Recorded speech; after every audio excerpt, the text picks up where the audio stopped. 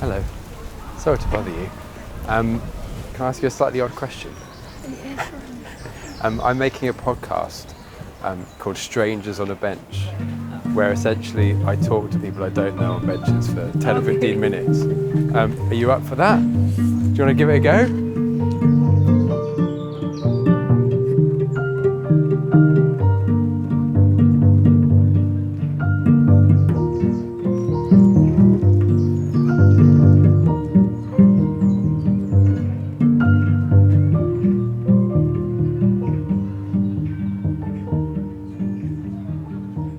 Right. We're on. Will she regret it? That's the big question. I know, I'm scared. Don't be scared, honestly. It's just two humans on a bench talking. That's all it is. So yeah, the first question, you can't get this wrong, is a really easy starter. Do you have a favourite day of the week? I mean, Saturday, probably. Everyone's favourite day of the week, yeah. What for you is like a really great Saturday on this funny planet that we both share? I would try to have a lie-in and it wouldn't happen. Why? Because obviously when you have to wake up for work on a weekday, Oh, you're programmed. I just really struggle to wake up. And then it gets to a Saturday and I would be beaming awake by like 6 or 7 a.m. And You can't just imagine it's another work day. No, it doesn't work. And then what would I do? Just laze around for a while, watch some reality TV. What's your favourite one? The absolute go-to is Married at First Sight Australia, I would say. What is it about these Australians? The Australians just give something that we don't give. What have you learnt from Married at First Sight Australia? How not to act in a relationship. Everything not to do, basically. Quite handy. Have you implemented these things successfully? So far, so good. My relationship's going okay, so fantastic. it's going well. There we go. Yeah. That actually is effective. Yeah. What are the key things not to do in a relationship then? Don't be Australian. Don't be toxic. Yeah, don't be toxic. Just don't be toxic, ideally. It's a good start. It's a good start. So you're in a relationship? Yeah, Yeah. What's it like being in a relationship? it's really good. Yeah. What do you get from it? Tell it to me. What do you get from it? Friendship, love, comfort, someone there for you, someone on your side all the time. And you get to give that to someone as well. Does sound quite compelling. I should give this a go. It does sound quite fun. Oh, go on, let's make your Hinge profile. What are the downsides? Do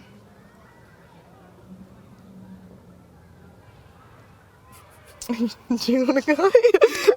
I was kind of pointing the question towards you. Ideally. There must be one annoying thing about this person you're with. Can you name one? No, of course I can't. Why not? Not like a terrible thing, but it's just like, oh, they don't wash the bowls properly. Do you live with this person? No. Oh, okay. So I'm that's yet not a to problem. learn, that's the issue. So for now, it's just all sweetness. Yeah. What are you like away from this person that you're not with them? What do you mean? As in, what side of yourself are you nourishing away from them? Does that make any sense? Sort of, kinda. I'm not 100%. I suppose I'm just wondering if there's like the different sides to you that come out when you're not together. Yeah, I know what you mean. I am quite an independent person. I value having my own space and time, and the same for my partner. And also, friends are so important, aren't they? Because your friends are the ones that are always there for you. Yeah.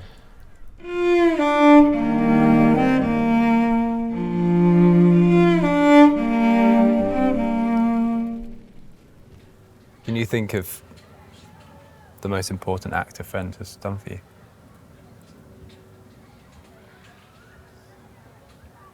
Just listen. You've got a good thinking face. Thanks. Like real genuine Focus. focus there. Like that's like quite a fierce focus. Anyway, sorry. Back to your answer.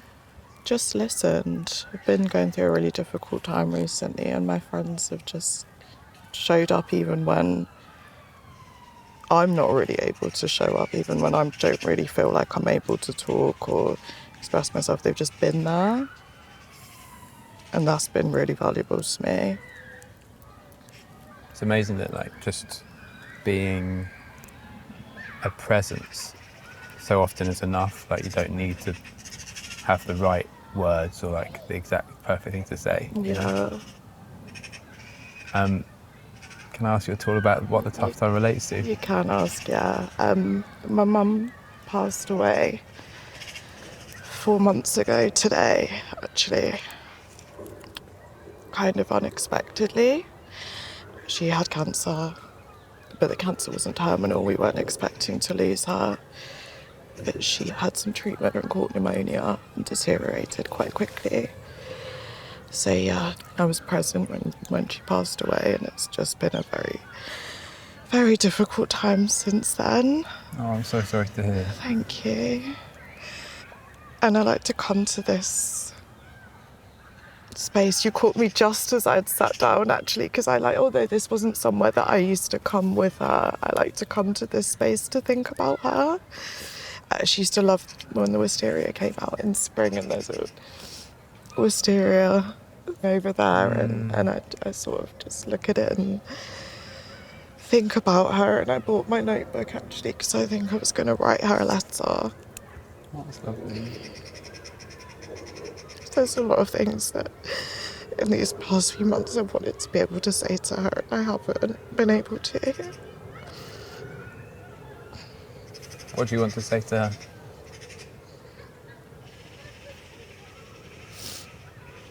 her?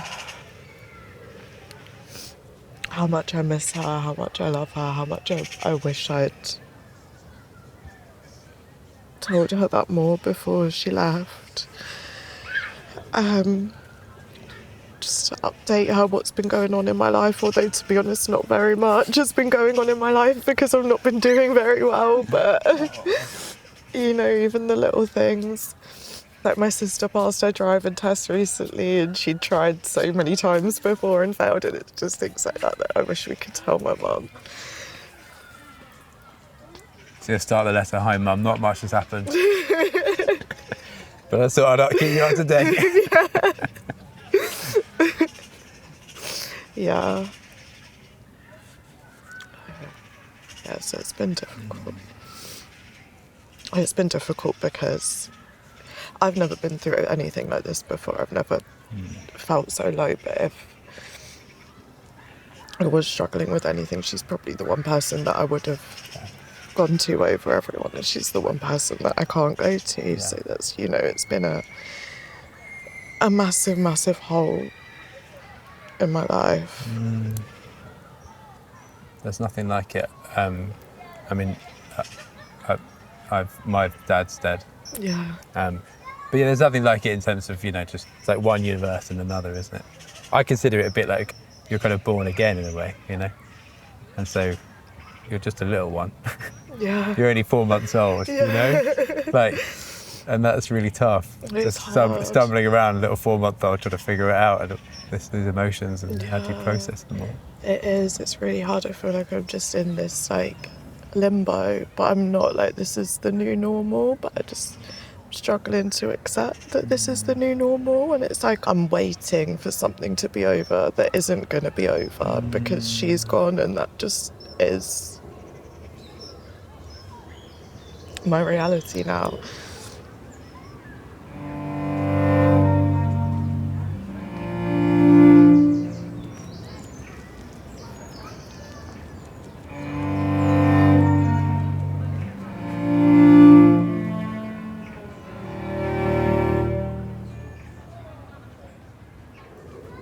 How do you... It's a big question to ask quite early on, but like, how do you want to keep her alive? Guessing that you do. It sounds like you do. So how do you want to do that? It's hard right now. It is really hard, but I just remember a message my mum sent me maybe a few months before she passed away. She said, "Make sure you live your best life, my darling." Not that I am doing that right now, but I hope that one day I can get to a point where I can do that for her, because I know that that's what she would want me to be doing. And I just think a lot of the best things about me came from my mum. I think I should have another one. So,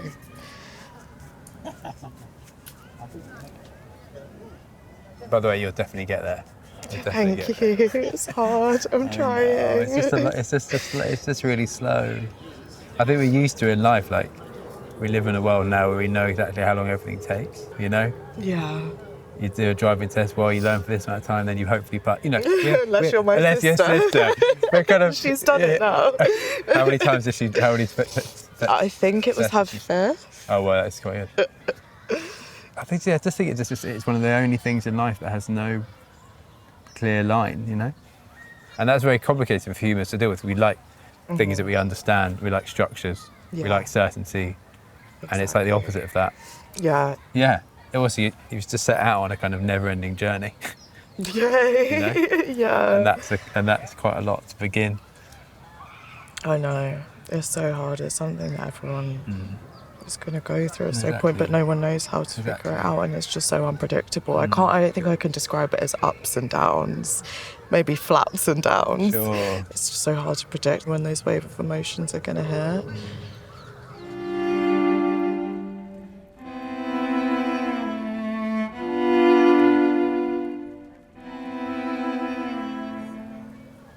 Oh, I was going to say this. Sorry. A great moment when it happens. Maybe it's happened already, but when they start appearing in your dreams. No, I haven't had that Yeah. yet. My sister said she's had that Really? quite a lot. Yeah. I haven't. But it will happen. It will definitely happen. And sometimes I think, when it does happen, you're like, maybe that's a moment when they're like ready to show themselves in Yeah. this different world to you, Yeah. that they're able to appear in dreams. They're not saying anything important or, haven't got any vital message. They're just around. Like they Yeah. were around in that kind of normal way before. Yeah, I want to, I'm hoping to get to that point. I'm struggling at the moment because the memories of the day my mum passed away are sort of, Yeah. I'm still at that stage where they're really like overshadowing all the course. positive Of memories. course. The good news is I think there'll be so many good memories that like there'll be an unstoppable force at some point. They'll come surging when they come. How do you feel about being asked about the day, or do you rather just talk about memories? Really, I should let you decide. You can ask me about the day. Do you have a kind of moment that stood out for you that was kind of not necessarily the key moment, a memory of something that's sticking with you that for whatever reason you can't quite shake? Yeah, there's obviously, like you said, the key ones of when it happened, which come into my head a lot. But the other one that keeps coming back to me was my mum was in hospital, not where my family lives. So in the couple of weeks that her health was really deteriorating, we were sort of moving between hotel rooms and Airbnbs. And the memory that keeps coming to me, like I say, is when we got back from the hospital.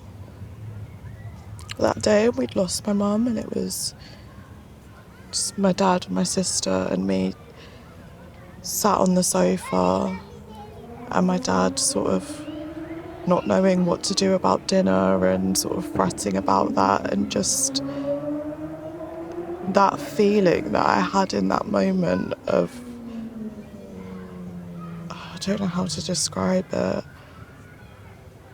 of like, that's it now, that's us, like she's not here anymore.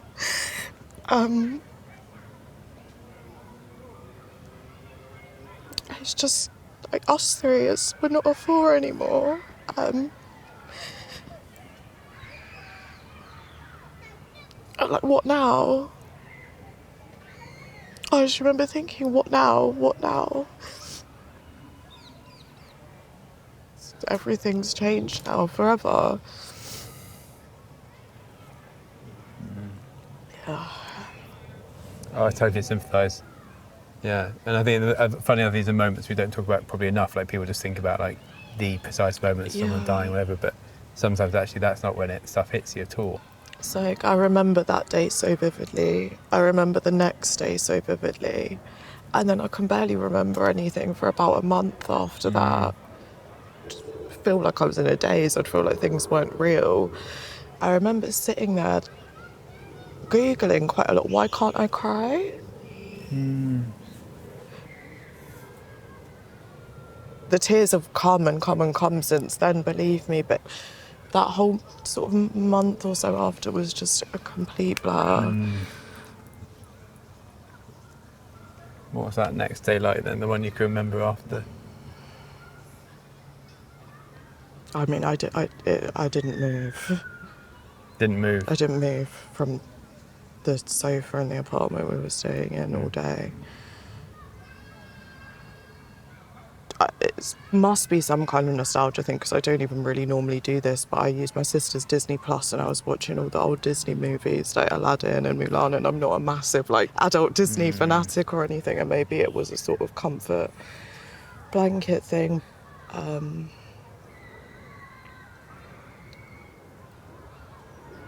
I just remember this pain in my chest. It felt like I was being stabbed in the chest over and over and over again. Do you think there's something in going back to these Disney movies, just desperately trying to get back to a point in your life when none of this would have happened? Potentially, yeah. Maybe. Maybe. It'd be actually quite interesting information if you could know exactly what people watch after someone's just died. Yeah. That's the kind of information that they'll never be able to know, but actually be the most interesting ones. I had I've had a lot of phases since my mum passed away. The Disney movies were straight away, and then I went through a Below Deck phase. Below Deck I must have watched 15 to 20 seasons of it, back to back. How many seasons has it got? I watched 9 seasons of Below Deck Mediterranean, and then 5 seasons of Below Deck Sailing Yacht, so what's that, 14. Then I watched 3 seasons of Below Deck Down Under, 17. And then about 4 seasons of the normal Below Deck. And then I got to a point where I was like, I can't do this anymore. You're decked out. Yeah. I walked the plank and jumped ship. I wasn't sleeping at the time though, and this was in that shock phase. I don't think I'll ever be able to watch Below Deck again. Yeah, no, I can see why.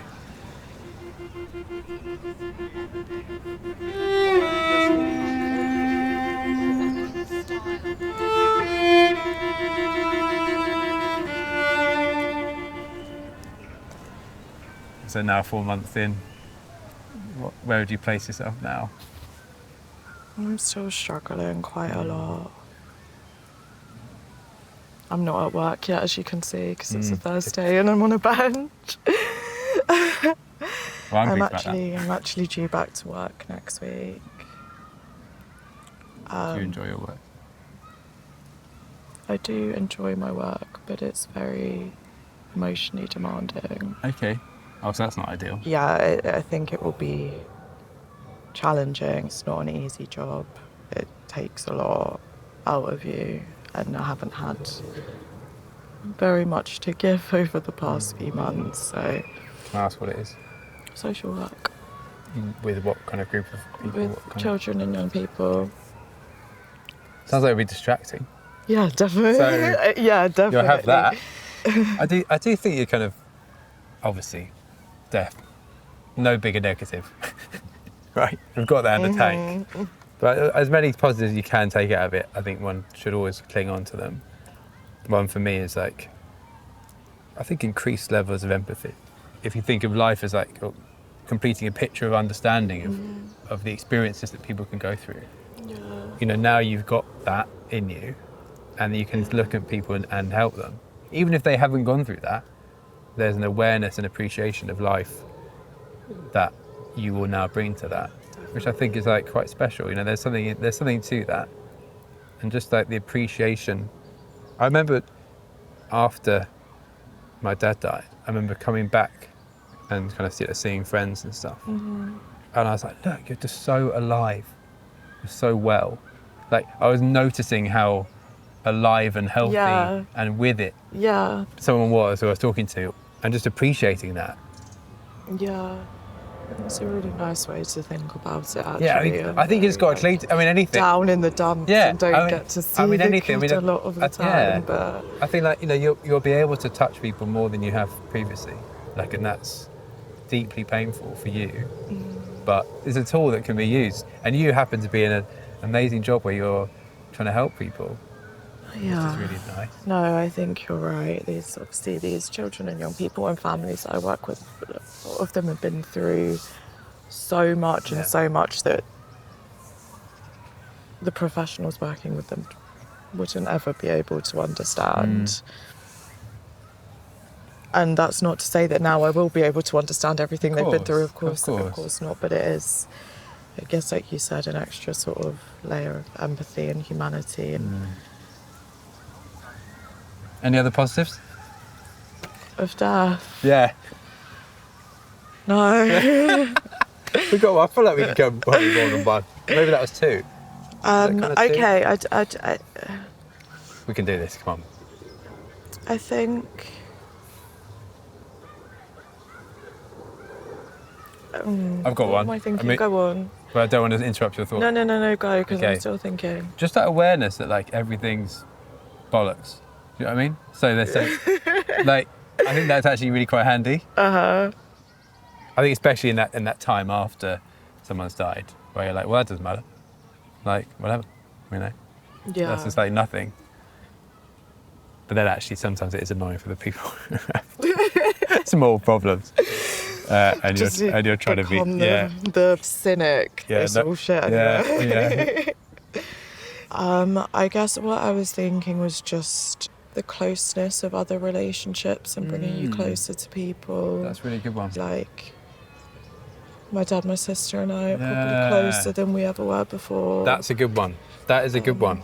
I've been speaking to some of my mum's friends, which is lovely. So, and that's been really lovely, actually, because most of the people around me here, my friends and partner, they don't really know my mum.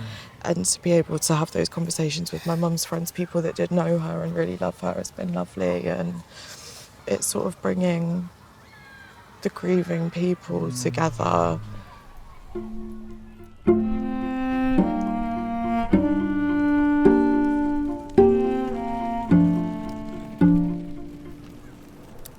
What are your kind of little memories of your mum that stick with you when you think of her?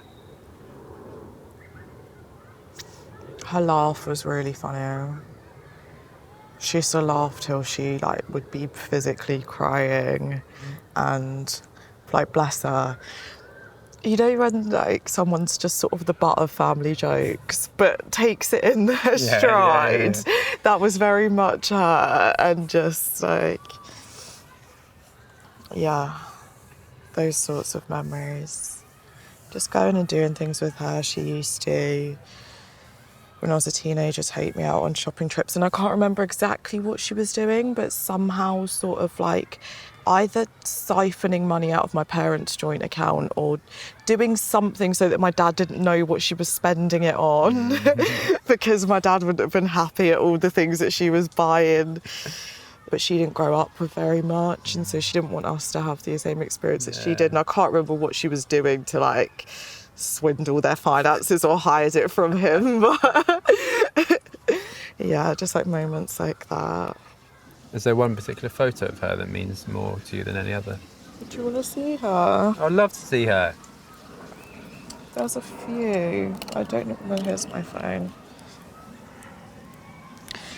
I mean, there's one that we put up in our hospital room, and it's the four of us from last Christmas.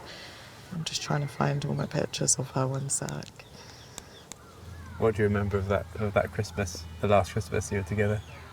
It was really good, actually. It was the best one that we'd had in a while. My sister seemed to have COVID every single year at Christmas. My dad caught COVID off my sister one year. I remember one of those Christmases, I just made the dinner and was just kind of sat there with 3 sick people. The dream. But she seemed a lot brighter. Here's the photos, but where's the family one? Here we go. Oh, it's a lovely photo. Oh, she looks wonderful. She Yeah, looks so it's- bright in that photo. Yeah, I'm just very grateful that we got to spend that last Christmas with her. Oh, thank you for showing me that. That's That's a wonderful picture. Show Get you it printed. I should. Print it yeah. out. I think it's really important to see a happy version of someone. You're quite like this. When my dad died, his wife, who I'm very close to, one of my favourite people in the world, she just wanted one photo of him that she knew I had, like a newspaper clipping, because he was a long jumper when he was younger. Really, like he represented Australia kind of nationally, almost as an Olympian, but not quite. But anyway, point being, if for some reason I had a clipping of him doing a long jump, like an action shot. yeah, Incredible. and she wanted something of him in full flight, in full life, especially when you're trying to not get rid of, but you're trying to move beyond that awful moment of them going. Do you know what I mean? I think you only really I think you only you do just die once, and obviously it's such a headline grabber. You know, it's so dramatic. I know. It Do you know takes what I mean? everyone's attention You know, over the but rest of actually, your years you know, and years. I mean, how She old? was 67. Okay, 67 times 360, whatever. It's thousands and thousands and thousands of days, right? Of which so much was pure life. And there was one day at the end, but that was just the last day. Yeah. And we shouldn't let it overshadow so many days of good life, eh? But that's the nature of trauma, though. It's just, I know. I'm hoping Yeah. we'll get to that at one point. Yeah. That's a really nice idea, though. I don't have a photo of her up. I'm not a keepsakes person. I love throwing things away. Do you know what I Good mean? on you. It's I'm important. just It is a good feeling, though. Yeah. So going down the tip, no better Yeah. feeling, eh? So all my things from my childhood I've thrown away, but I kept, and I don't know why I kept it, but I'm glad I kept it, this postcard that she wrote me once. I think she'd put it in my lunchbox when I was at primary school, and it says, "Remember always that you have a unique talent that no one else has. Love, Mummy." Well, that's so true.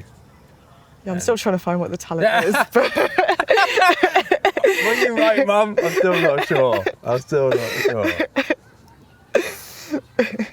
definitely but there. yeah, I'm It's very definitely glad there. I did keep it.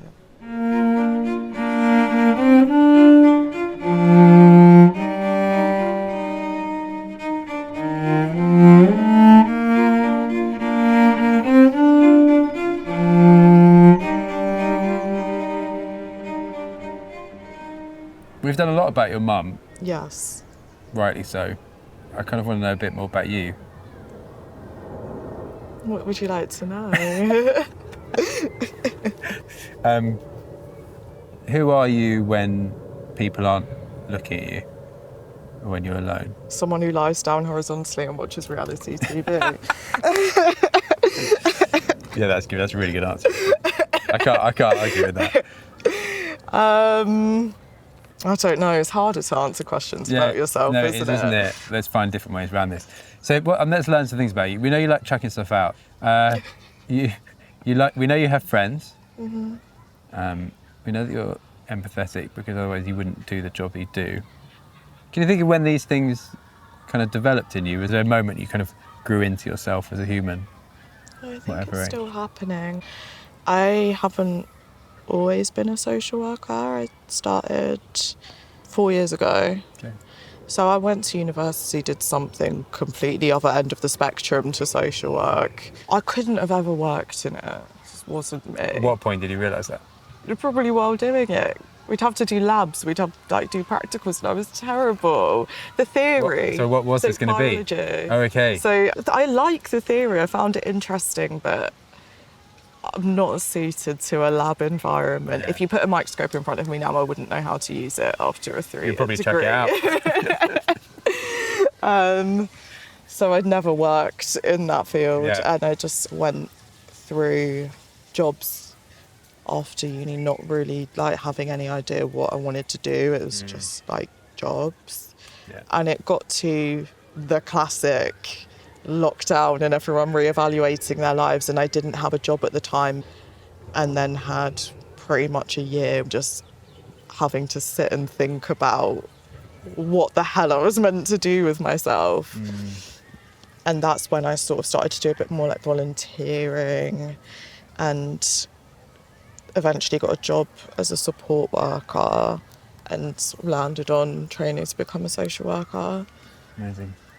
What has being a social worker taught you about the world? Nice easy question then.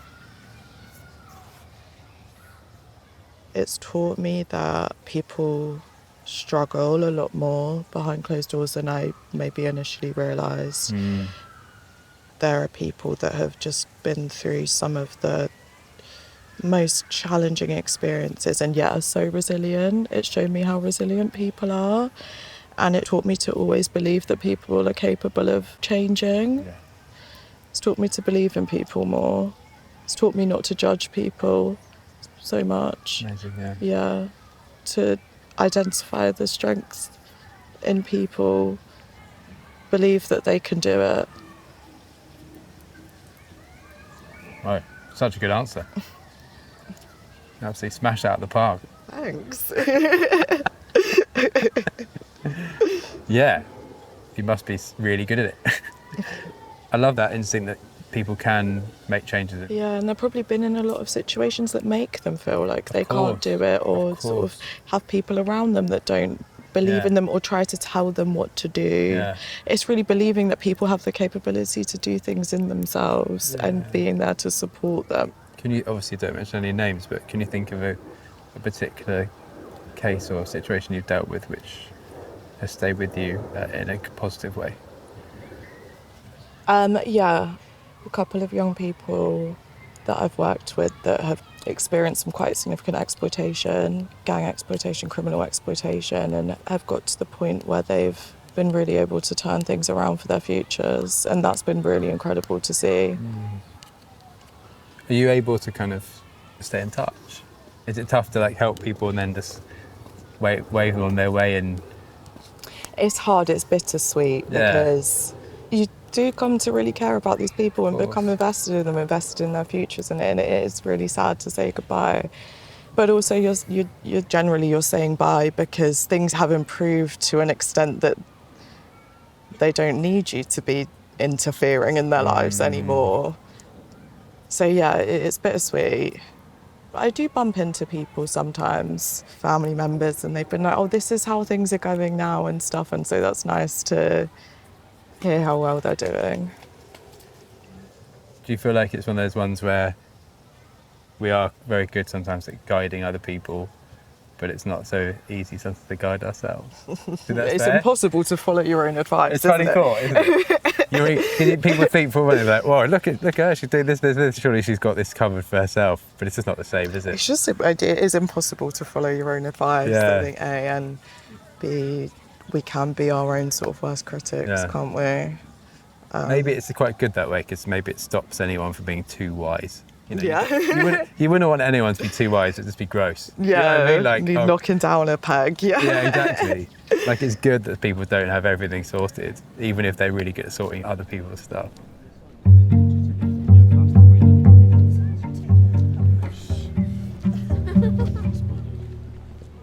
What would you say to anyone if someone was listening to this?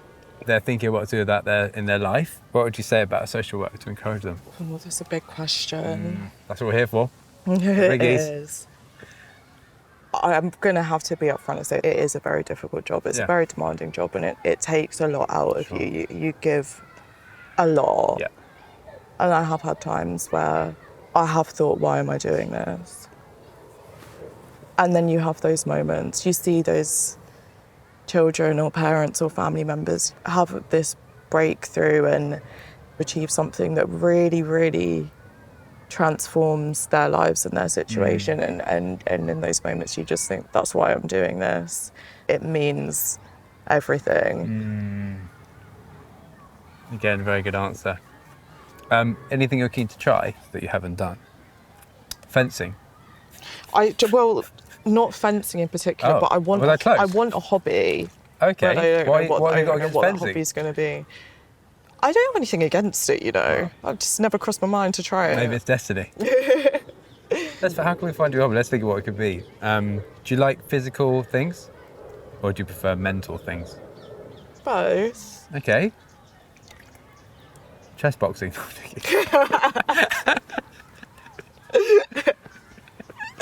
Oh dear. The obvious Mental. Yeah. I choose mental. I talk myself out a lot of things, but I think I just need to try things and see what I like doing. I know I love playing netball, Okay. but But you don't you want to play can netball? see my You're- nails. Okay. Yeah, I can And see. I Can you can't- describe your nails? Because this is audio. They're long, pointed, and acrylic, They're pretty serious. and you are not allowed to have any type of nails when you play netball. So far I've chosen nails over netball. Nails over netball. Classic. I've actually played netball Have you? quite recently. What position did you play? I played wing attack, and the one that's not like the furthest back defender, but the one second. Goal like, defence. Goal defence. That's what I used to play. That was me for a minute. My daughter's school Oh yeah. had like a parents come and play netball against like, Parents, the I staff. thought you were going to say you got drafted for your daughter's Yeah, team. yeah, that would be quite good. I mean, that would have been she would Dashing all these 8-year-olds out the way. Yeah. She was desperate for me to do it. Anyway, so nails are a problem. You like your nails. Yeah. I'm intrigued. Obviously, you must just. I mean, this is such a boring question, but you must just like catch them on stuff, no? Yeah, there's a lot of things that they're helpful for. Tell me that. What? Like So what? like if I'm flipping something in a frying pan, I don't need tongs because I So good. So good. And then there's a lot of things I struggle to do. Like I can't open a can. You know, swings and roundabouts. Toilet flushes, the ones that you push down like that, I can't fit my finger into them, so I have to press like my knuckle in. You know, you learn to adapt, or you will get other people to do things for you Yeah. if you can't do them. Wow. I'm not getting people to flush the toilet for me, but Oh wow! But so there's quite a lot of hindrances there. I told you can flip things in a frying Yes. pan. Yeah, good point. I can itch the inside of my ear very well. Oh, that's a good shout. That is a good shout. So But I mean, there's like, some but so perks. what is it? Like, what is it? Without being too deep about this, but like, what does it bring you? Like, can you try and describe it? Yeah, I do feel like it's become part of my personality because I said this in lockdown when I had to have my nails off. Like, I just kind of lost my personality when I lost my nails. Why did you have to have them off? So nail shops weren't open. Oh, okay. Yeah. Okay, so it's like part of you. Yeah. Yeah, that's fair. It's something that people always notice about me as Yeah. well, I guess. You're sure you're not doing it for other people? You're definitely doing it for yourself. I'm definitely doing it for myself. So my partner's, he doesn't say he doesn't like them, but he's like, can you just get them How does it work? shorter? Not to be too, ask too intimate questions here, but like, how does it work? Look, your face looks worried. What are you gonna say? your face like no. Don't worry. It's not an X-rated What are you question. gonna say? It's more, that's definitely a PG question. Like physical touch, Yeah. is it impacted at all? Do you know? Yeah, I mean, I do just like scratch accidentally. Like I scratch it. It's when I first get them done, they're very sharp. So how? So boyfriend does get scratched now and again. Yes. Yeah. But so do I.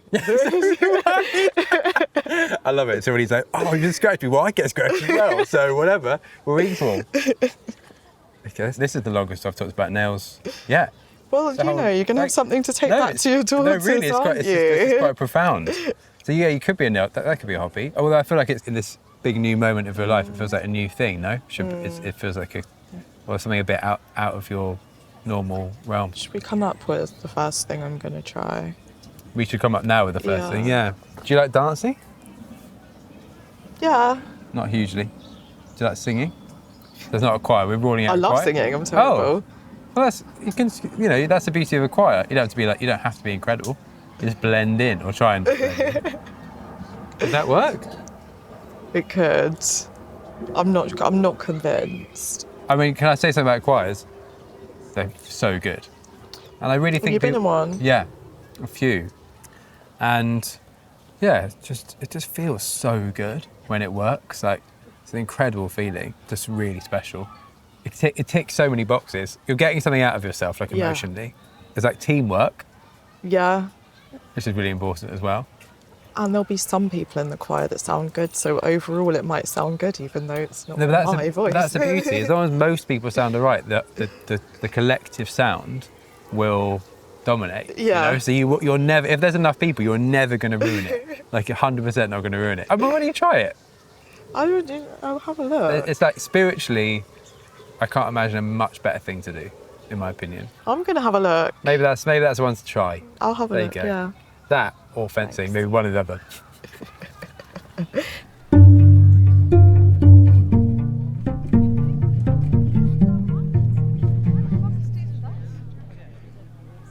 What else haven't we asked you? Maybe we'll ask you 3 more questions and I'll leave you alone. Okay. See, it hasn't been too bad. It hasn't. You survived. I know, I'm alive, live to tell the tale. Can you describe, without saying where we are, what we can see in front of us and how that makes you feel?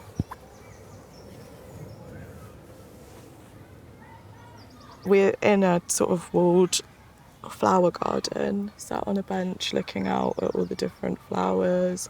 It's a really lovely sunny afternoon. Unfortunately, although I do have a biology degree, I'm not going to be able to name much of the botany in front of us to describe That's okay. it. But there's flowers of different colours, so I can mainly see lots of purple, yellow and green in front of us. There's a butterfly that just flew past, some bees right behind me, which I keep leaning away from. And it makes me feel peaceful when I come here.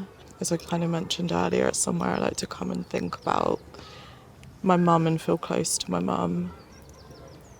Beautiful. For some reason, as you were saying that, I was thinking, what am I going to ask next? And what I came up with was, what's the weirdest thing you've seen out of your window, out of your bedroom window at home? Or any window from your house? What's the strangest thing you've seen? There's lots happening where I live, let's just say, without me saying where I live. Yeah. Never a dull day. One that's coming to mind is I was working from home one day at the dining table, and this man sort of came and put his bags down in the road and set up shop to just come and stare at me and shout for the whole afternoon. Oh, sorry, in the middle of the road? Yeah, sort of on the edge of the pavement, Right. yeah. But the thing that sort of was memorable about it was the minute that I logged off for the day and shut my laptop, he just picked up his bags and went on his way. So good. It's like, job well done. He didn't want you to work. He was said He was to there you. for me, actually, Yeah. yes. He didn't want you to go through it. Yeah. Do people generally shout at you? Are you a shouted at person? I'm generally quite an approached person, as we've seen Oh, here we today. go. I'm just joining in.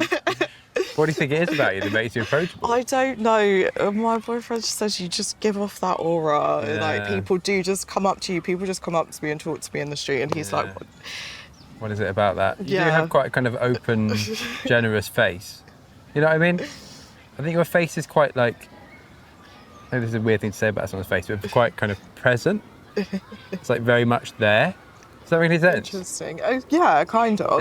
It's like it's kind of ready and reaching for stuff just before it's even started. You know, it's like it's a great. That's why I get targeted. And that's probably why.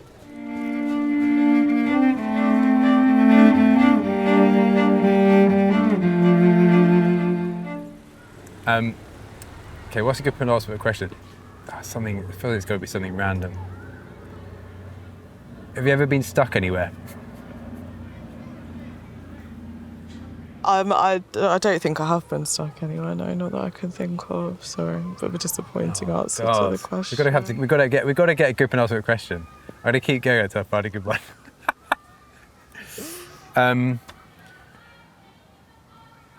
Have you ever had a funny moment with a rat? A funny moment with a rat? No, I've seen a rat in here recently, though. Oh, So the funny moment might come. it's going to pop up now. So did you ever have an imaginary friend? No, No. still time. Not that I can remember. Yeah. Dream. Are you I'm my it. imaginary Yeah. friend? I am your imaginary friend.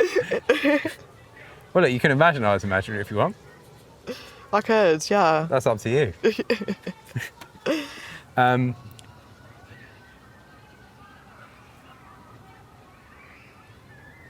What is the most boring? If I say, can you think of a really boring situation you were in recently and you thought, this is really boring? This podcast. That was an open goal. That's too easy. I set that up. The perfect pass. Yeah, sorry, I'm struggling to think of anything. We're not getting very well through this penultimate we need this penultimate question. Any if you could be invisible Yes. for the day, what would you do? Good question. Spend the whole day pranking my boyfriend. The whole day, you're grinding down into an absolute mush by the end of the day. Just moving things around the room as he goes to get it, just Constantly move it moving over there. It's unrelenting. He'd just be like on the floor by the end. Like, no robbing a bank, no like doing anything to better my future, just prank him. The whole day. That's fair. Oh, mate. Well, thank you so much for talking to me. Okay. I've really enjoyed it. So have I. It's been nice to meet you. You ready for the last question? So you can either answer it in a big way, or a today way, or both. Totally up to you. What are you going to do next?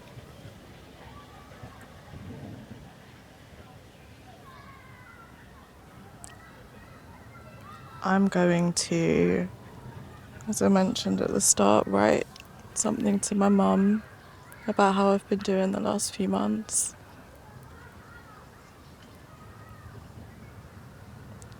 And then I'm going to see some of my friends later. I don't know what the hell I'm going to do next in a big way, but just getting through day by day at the moment. And something I was thinking recently was, if you'd said to me 3-4 months ago that I would have made it this far, I wouldn't have seen how, but I've done it.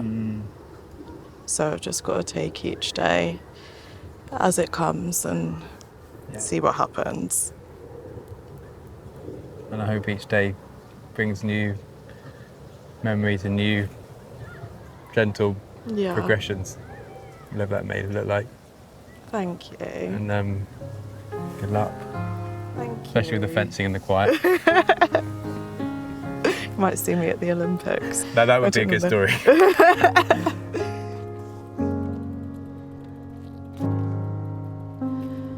Be sure to ride the weight, the light, the clouds as they come and go.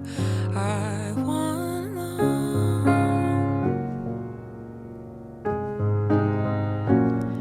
Be sure to ride the stay, the fight, the glow on your bedroom wall. I want it all.